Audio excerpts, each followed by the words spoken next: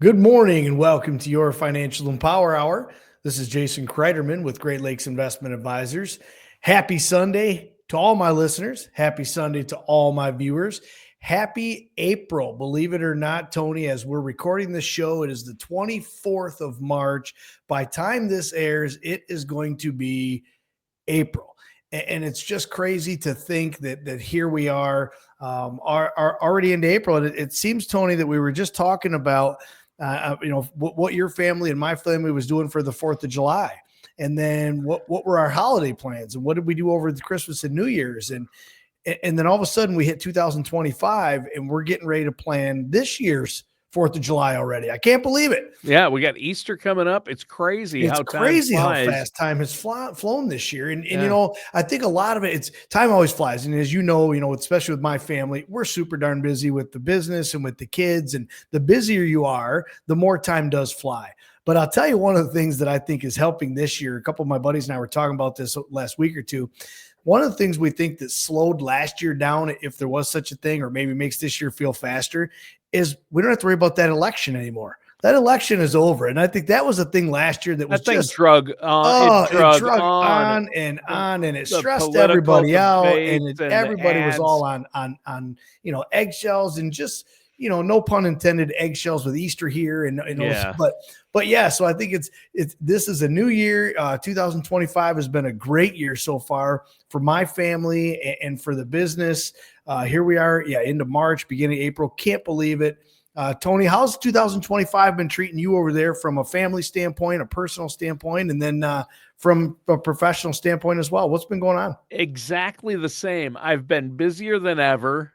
Haven't been worried about an election. I think this year has just flown by so far. Crazy. And, people talk, Jason, about the signs of spring. People say, how we know it's spring. I saw the robins, or I heard the birds singing, or the weather's getting warmer. To me, the sure sign of spring is Reese's peanut butter eggs in the store. I can finally buy the Reese's peanut butter eggs. Again, I think there's no truer sign of spring, right? Yeah, no, I agree. And you and me both are Reese's lovers. I mean, I love Reese's peanut butter cups. I like the little Reese's that are, the small little round. Yep. Oh my gosh. I'm not a sweets guy at all. If any of my listeners or viewers out there are thinking, wait a minute, you've told us in the office before, when you come here and you sit down for a visit, they bake cookies. My staff has fresh baked cookies that we sit in every meeting. And I don't hardly ever eat the cookies. And I tell everybody, I'm not a sweets guy. I'm not either, honestly. Is that right? Yeah. I mean, I love pizza. Everybody's surprised because I'm kind of a big guy, but I love pizza. I love burgers. I love anything with cheese. I do love bread, but I'm not a sweets guy, but I have a weakness when it comes to Reese's. And by far my favorite, I don't know why I think they taste better.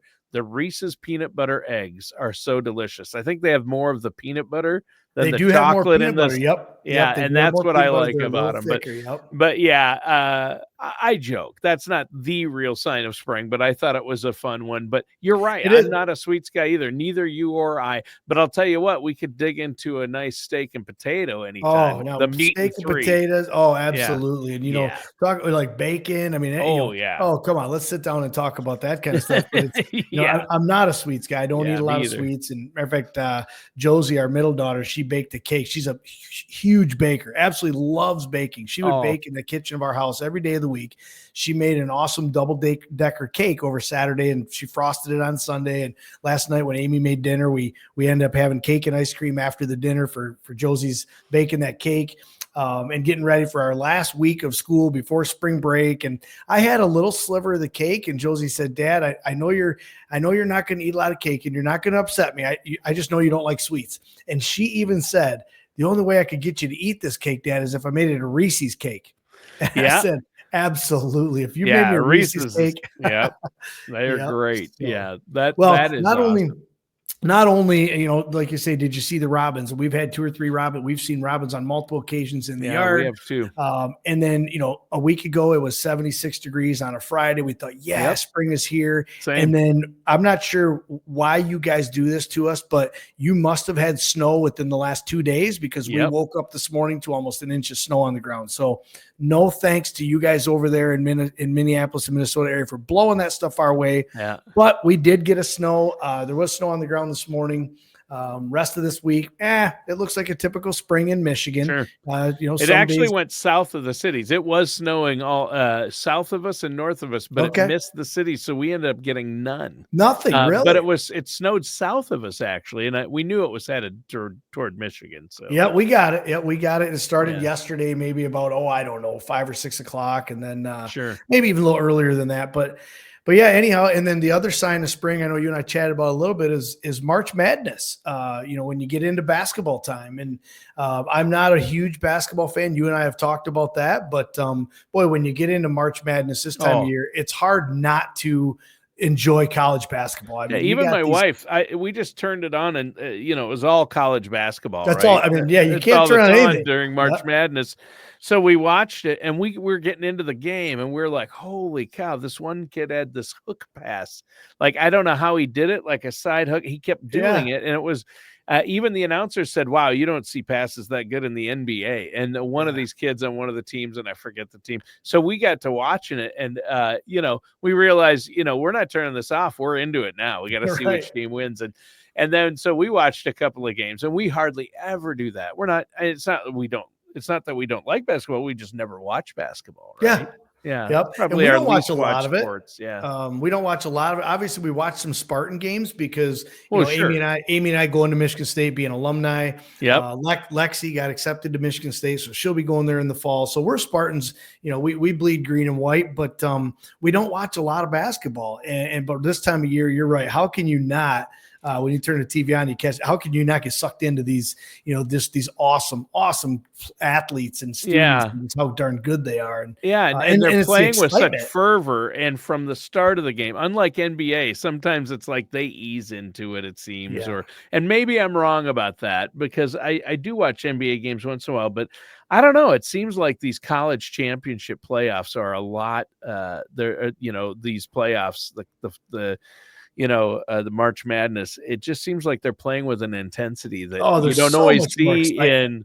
Yeah, it's more exciting, I think, than the pros, to be honest. Yeah, you're right. There's a lot more intensity. There's a lot more excitement. I was having a discussion with Carson, my son.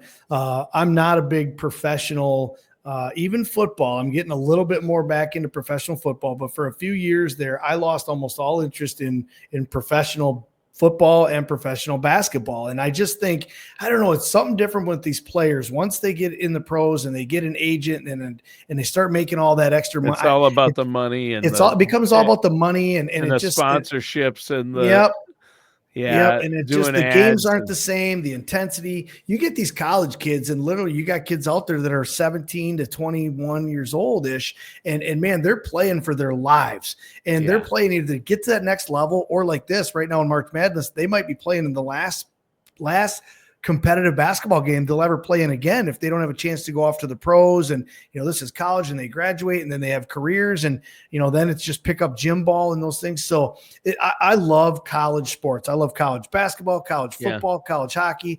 There's so much more excitement and intensity in it. And how can you not get excited this time of year? Our Spartans, hey, we got lucky as of recording this show. I shouldn't say we got lucky. But we won the first two games. We made it to the Sweet 16. Yeah, Michigan State is good. I say they got lucky just because they scared the living crap out of me. The first two games, they didn't do much in the first half. They didn't look like they could win the game. No, and that's why I say they got lucky to pull it out. But really, they didn't. I mean, Tom Izzo, he's known as Mr. March. I mean, he's probably the all-time. I mean, when it comes to March basketball and this time of the tournament, you can't say three coaches' names without saying Tom Izzo. Just an amazing coach. When he pulls these teams together and gets these kids to do what they can do, they pulled out both games. They went into halftime both games, and they were down, and they came out at the end of both games, and they had very nice margins of victory. So that's exciting. By the time that this show airs, Tony, for all of our listeners and viewers, let's see, it'll be Sunday. So both Michigan and Michigan State are in the Sweet 16. They both play Friday night. So by the time this airs, they will have both played, and we'll know the destiny on if they meet each other in the Elite Eight. That if both teams win Friday night, will play each other in the Elite Eight, which I think would be super cool to have a Big Ten showdown, a state of Michigan rivalry showdown. But hey, one game at a time, right? We already talked about don't count your eggs before they're hatched. We talk about this in investments all the time. When I sit down with all the families and investors I serve, we always talk about don't count your eggs before they're hatched. We'll talk more in today's show about eggs and not all our eggs in one basket. Fitting time of year with Easter here, but when we talk about diversifying, we'll talk about that more in our portfolio. But so I don't like to talk about, counting our eggs before they're hatched and getting too many games ahead. It's one game at a time. Mm-hmm. So hopefully, fingers crossed, our Spartans, it can pull out another good victory on Friday night. And then we'll be in the Elite Eight, and then it's, basically it's anybody's ball game. So that's really exciting, exciting. And to me, those are the signs of spring. Exactly. And, you talked about eggs. Well, I just think we should be building a nest egg. In the immortal words of Marge Simpson, that's old Mrs. Marge Simpson. Yeah, we got to talk about the nest egg and retirement coming up here and how to build that, and that's what we're going to do in our next segment. Before that, let's give away a few copies of your book. The book is Empower Your Retirement, and you and your dad wrote this book. It's fantastic, and you're going to give away. No charge for shipping, no charge for the book, no obligation. We're going to give away 10 copies right now to the next 10 people that contact Great Lakes Investment Advisors. And that number is 989-835-7203.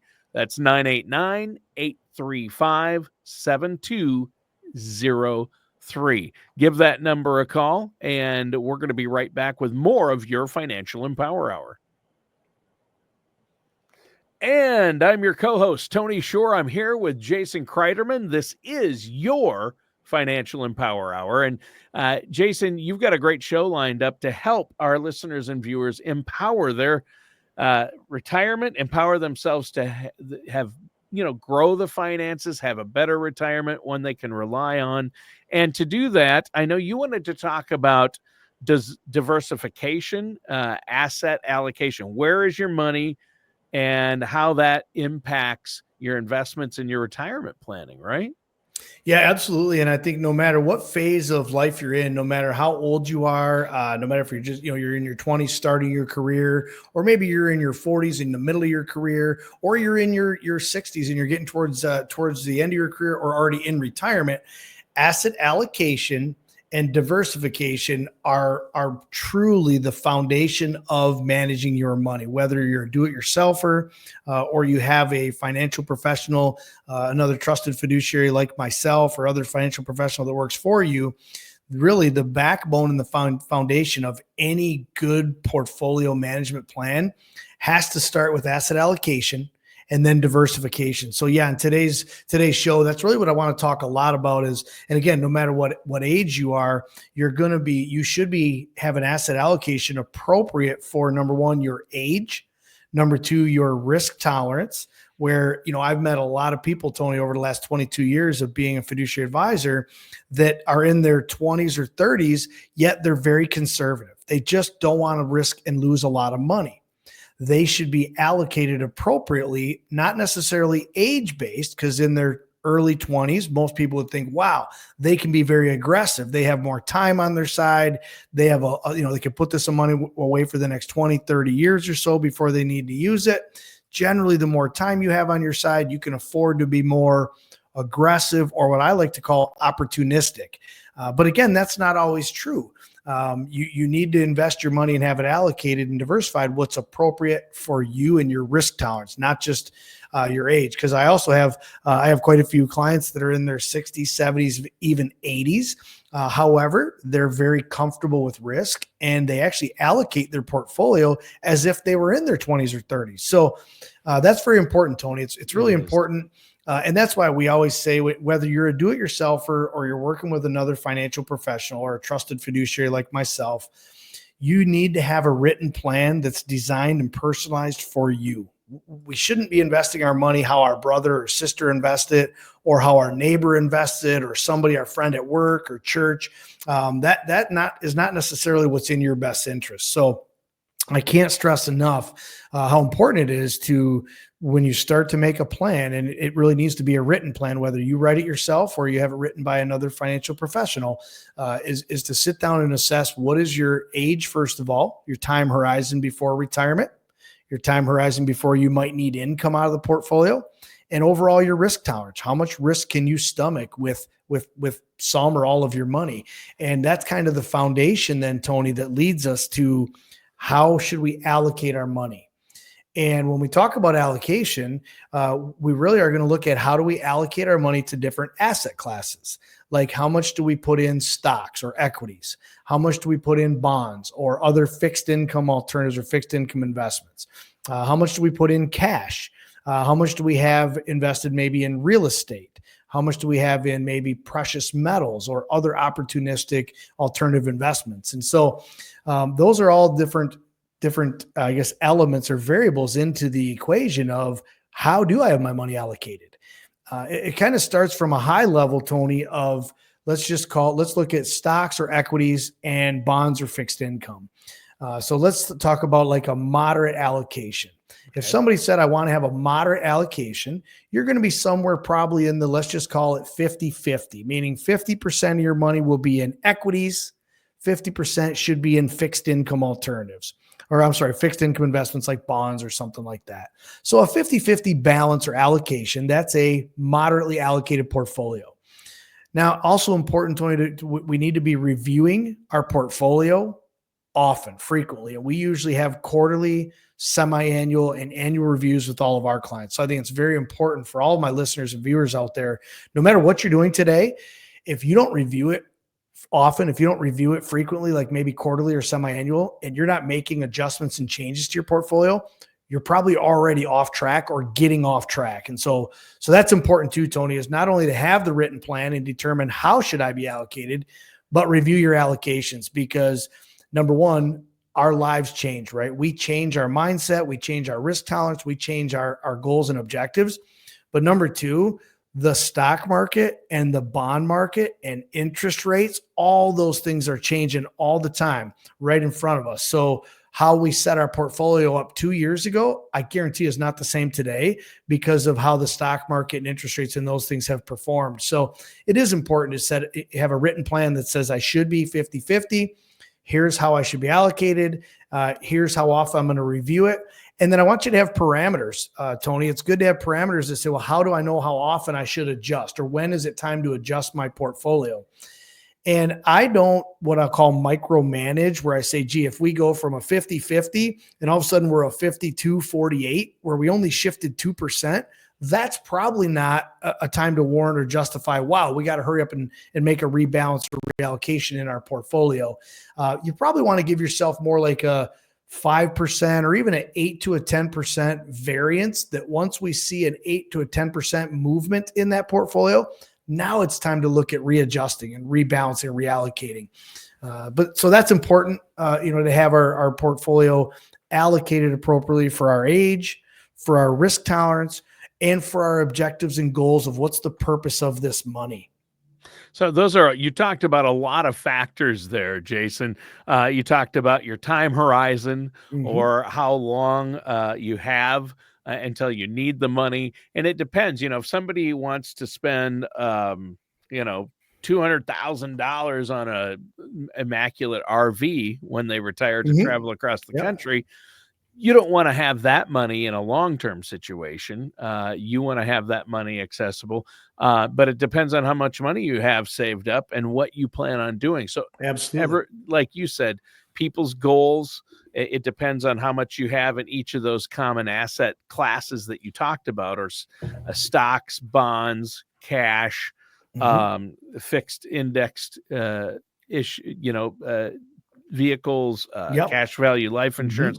You need a balance, maybe of real estate. So, or REITs. I know that you look at everything to see what's in your client's best interest for them, not what your neighbor did, not what your buddy at work did, or a relative, or your uncle, or your brother. I think it's really important for folks to work with somebody like yourself, a financial professional, and you're a fiduciary. You're going to look out for your client's best interests and only do what's in their best interest. And as an independent advisor, you have this huge advantage, Jason, as you're talking about all this. I think about how you're not beholden to one company or one product or one investment. You can look at everything available, say, hey, this top A-rated company has this amazing vehicle that would be really fit your needs for retirement, and that's going to be good. Or you need to, you have too much in safety. Maybe you need to put some more into the market because you have a longer time horizon before you're going to need that money. So it just depends. So before we take our break, I want to let people know how they can set up a no charge, no obligation consultation with you and your team there. So Jason, how can they get a hold of you? I know you love hearing from our listeners. Yeah, well, and you mentioned, Tony, for a no charge, no obligation consultation, and we offer these all the time, and I probably do anywhere from 5 to 10 of these per week. Some of them are office visits here in the office. They might take a half hour, maybe 45 minutes.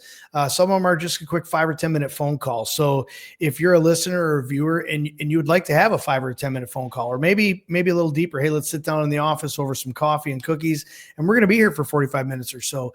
Either way, there's no charge for that, and there's no obligation to make any changes or do anything. It's really just to get some of your questions answered and to help you determine, I can do a stress test analysis to kind of help you determine what road are you on? Are you on the right road? Are there any things that you might want to be concerned about inside the portfolio? And so to take advantage of either of those, Tony, either an office visit or a phone call, any of our viewers or listeners, please feel free to give us a call here at the office at 989-835-7203. Again, that number is 989-835-7203.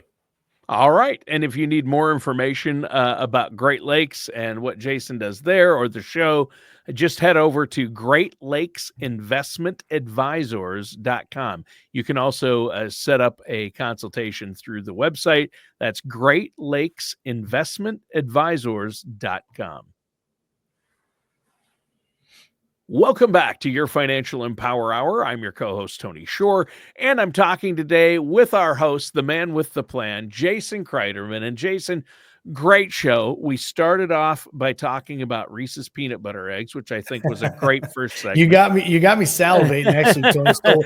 So when I get out of this, I'm in my little radio studio in the office right now, and I'm just thinking, do I have to run to the store? And I don't, because actually, Tony, in my office, I have a small little fridge, and I have a bag of Reese's Pieces in that fridge. I'm just remembering that.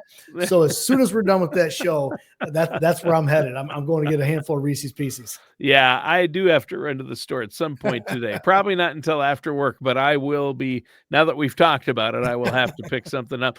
But more importantly, in our last segment, you really started to dig into asset allocation and how important that is for retirement planning. And really, that just ties right into the power of diversification, right? And creating retirement portfolios. So where do you want to go next with this discussion? Well, I think that's great to point out, Tony, that asset allocation is so we look at it as a foundation, right? You've got to start somewhere. And how much should I be investing? Well, again, we got to look at your individual, unique, personal situation. What phase of life are you in? What kind of income do you have? What kind of expenses do you have? How much extra money do you have? Once you get to the point where you're starting to invest inside your 401k or another employer-sponsored plan, or outside of the employer-sponsored plan in your own personal investments, you should have a written plan, and it starts with a foundation that just talks about how much money do you want to earn when times are good, how much money are you okay to risk or lose when things don't go so good, because that happens. What is your time horizon? When will you need to access this money? And you made a good point at the end of the last segment, Tony, that a lot of people say, well, I'm going to put this money away for retirement, but not everybody puts all their money away for retirement.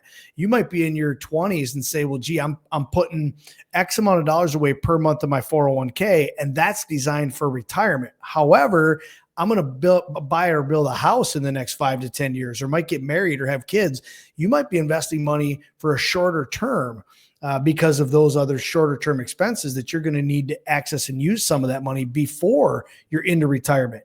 So you made a real good point, Tony, that money should be each what I'll call bucket of your money should be allocated and diversified based on the goals and outcomes of what is that money for? What's the purpose and use of that money? If it is for retirement, which might be 10 years away or 30 years away, you can have that allocated differently than if this money is designed to buy a cabin, buy a car, go on vacation, build a house, start a family, any of those types of, shorter term goals or dreams or objectives with that money. So that is important to point out, very important. So yeah. Once we go past allocation, and that's really where it starts, is how much of my money based on my goals or objectives with this money, how much of it should I have allocated to equities, which generally equities bring more opportunity for growth. Right. Generally, they also bring more risk of loss. So sure. That's and when you say equities, you're talking about like the stock market, right? Yeah, we're talking about stock market. And that can be actual stock. Like, hey, if I own stock in any one company, right? It could be stock, or it could be mutual funds, or it could be ETFs, exchange traded funds. It could be REITs. It could be a variable annuity. All kinds of different individual products fall under the term equities. Equities just means stock market. Sure.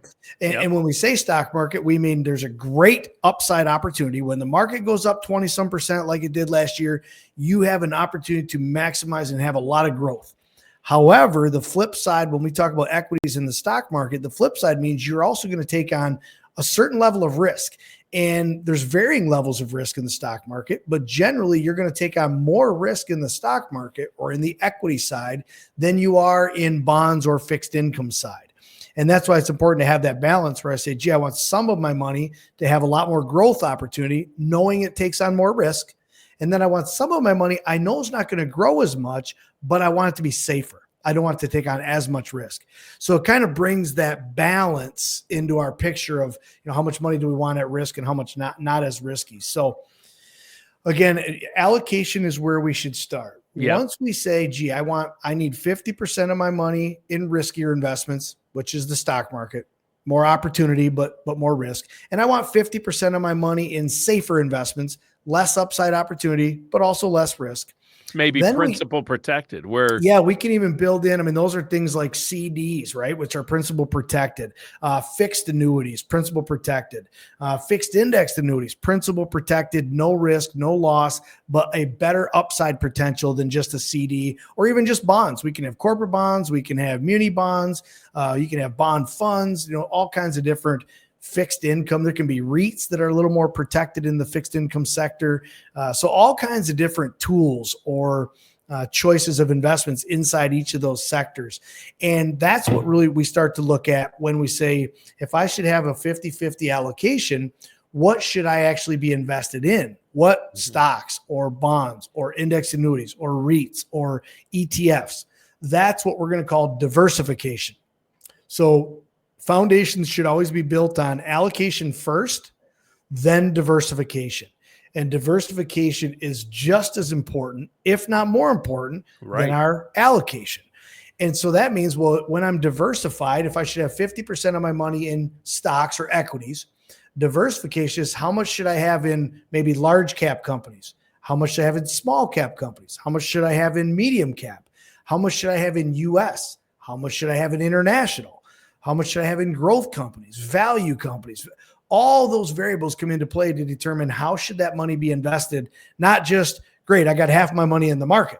Well, what types of investments are you diversifying inside of those? So there's multiple layers, I guess is what we would call it, to the things you actually own. And same thing on the bond or fixed income side. How much of your money should be in short term, medium term, and long term fixed income investments? How much should be in liquid or immediate income? How much should be in deferred income? Maybe how much should be in what we call tax deferred investments or even tax-free? We can utilize different types of tax-free tools and investments as well, Tony. So there's a lot of variables, when it comes to just the foundation of how much should I have in stocks or bonds? And then how should I be diversified with the amount I have in stocks and bonds? And that's why, for those that are do-it-yourselfers, I pat you on the back. I mean, it is very, very hard to have a really well-diversified, well-allocated, well-balanced, and well-managed portfolio when you do it on your own. So those of you that love it and are successful at it, that's awesome. Yeah. Over the last 22 years that I've been a fiduciary advisor, I've met a lot of you. And I've also met a lot more people that say, no, Jason, that's why we're here. That's why we're working with you or another fiduciary advisor, another financial advisor, because we don't want to do it on our own. We don't understand or really know all this allocation and diversification, and we don't have the time to do it, right? And we just don't want to do that. So that's where you want to hire an advisor to do this with you. But either way, again, I always go back to, Tony, this, have a written plan. Write down exactly what are your goals and objectives with each bucket of money, and then how are you going to allocate that money based on those goals and objectives, and then how are you going to diversify that money based on those goals and objectives. And at the bottom should always be review on a quarterly, semi-annual basis. You need to be reviewing your current allocation, your current diversification, your goals and objectives, the market and the economy, those things around us, because chances are you should be making changes a lot more often than we've seen a lot of people actually make changes in their portfolios. Yeah. And that's huge. And that can make a big difference. And you've done a great job so far of explaining asset allocation, which just means where is my money at, and diversification. Where does it need to be at? You have to know where your money is at, figure out where it's all at and where it needs to be. Before you retire, hopefully, especially if you're in retirement. And we'll talk about why it makes a big difference whether you're retired or not. You shouldn't just wait until you're ready to retire to look at this, but you should be working at least 10 years out. Start working with an advisor to make sure your assets are properly allocated and diversified. But your book talks about this. It's called Empower Your Retirement. You wrote it with your dad. We're going to give away another 10 copies.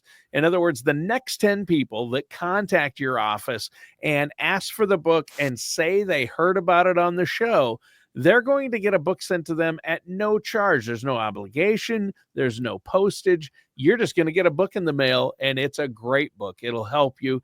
It's not some kind of advertisement or promo. It actually has hard facts to help you get on the right road with your finances and your planning. And it talks about asset diversification and retirement income planning. Just call the number to get your copy. It's 989-835-7203. That's 989-835-7203. And get a copy of your book today, Empower Your Retirement, by our very own Jason Cryderman. Now, we're going to continue here in just a moment. Welcome back to your Financial Empower Hour. I'm your co-host, Tony Shore. I'm here with Jason Cryderman. What a great show today, Jason. You've talked about a lot so far today, especially when it comes to the importance of where your money is at. What are some different vehicles or places that you can put your money? What type of investment should you have to make sure you don't have all your eggs in one basket, to make sure your money is there when you need it?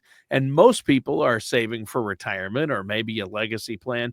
So whether it's either one of those or both, usually it's both, you need to know where that's money is at and avoid making costly mistakes. And I know, Jason, we've been talking a lot about assets, but as it relates to retirement, I would imagine you can figure out how much you're going to need in retirement and where it should be, but you first have to look at how much you have, and that starts with Social Security. What's going to be coming in each month with your Social Security? You look at that, right?